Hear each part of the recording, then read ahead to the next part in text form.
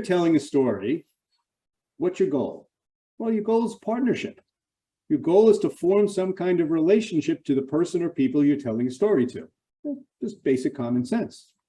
Okay. So what does that mean? Well, that means it could be a business relationship. I want to do a deal. I'm working with my colleagues in teamwork. We're working on something creatively. We have an idea that we're germinating. It could be any number of things. But the goal is to have some kind of a understanding and agreement between people. That's the goal. And a story can be a very valuable tool to get there, as opposed to, say, a straight, dry presentation, which we've all been through. And we've been through presentations with people who sit there and all they do is they read what's on the screen, or they read their notes at the bottom of PowerPoint they can see and you can't.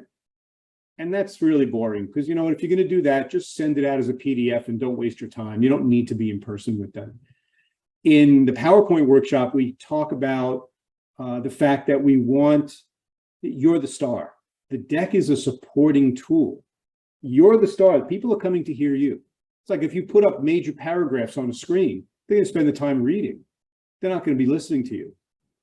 Okay, so our goal is to form a partnership, to use storytelling to get to the end result, whatever that is.